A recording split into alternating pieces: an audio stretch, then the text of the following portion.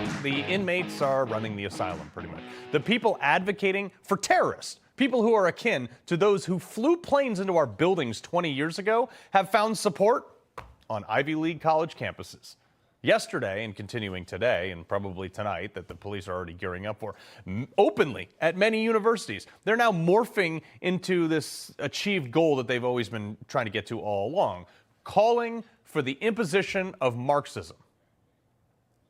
Pledge to do whatever you can to not work, not go to class, not do research, or otherwise up the functioning of this despicable place until they meet our demands. You all are incredibly smart people who are so knowledgeable about things like post-colonialism and Marxism and other theories.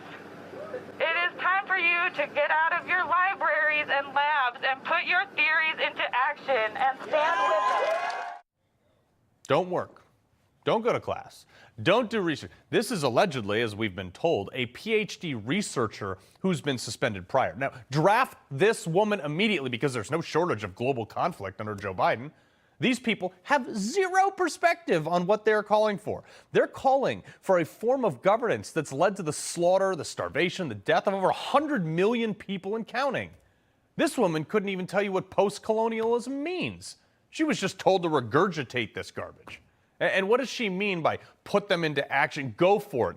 I dare you, lady. I want a front row seat when you bring your purple hair, your face mask, and your megaphone to Appalachia and the Hills start singing Country Roads. You have no idea how the rest of the country feels about the garbage that you are spewing. Count on that. These people don't even know what they're outraged about.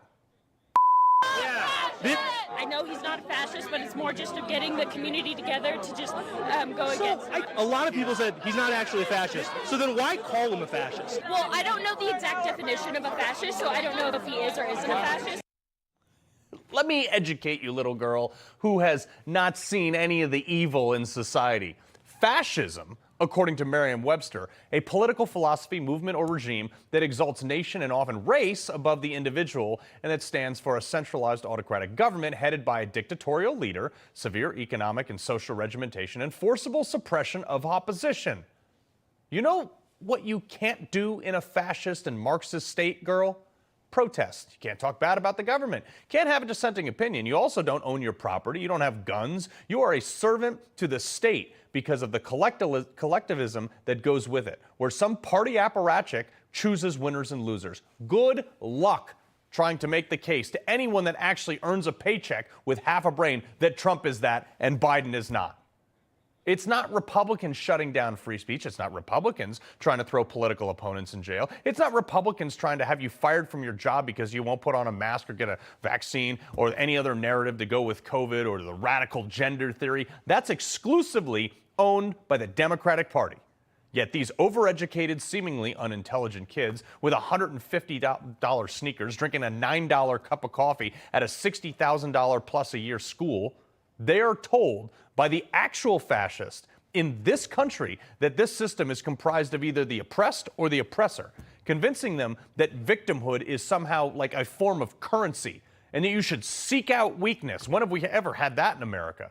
The more shrinks you can find to diagnose you with whatever BS, social anxiety, gender dysphoria, ADHD, whatever you can write on a prescription pad with a bunch of acronyms at the end, that you can wave that in someone's face and demand special treatment, and that's good.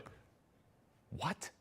This party now, Joe Biden's party, has encouraged a race to the bottom.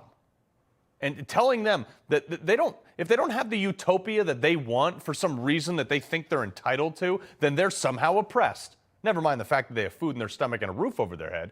And these supposedly educated kids have been made to believe that the party that does believe in freedom and somehow they're the oppressors. And they found out their policies are so bad, or they're starting to find out as they enter the real world, that their policies are so bad, that they are so weak, that the only thing that these leftist radicals can compete with anyone on is perpetual victimhood and compliance.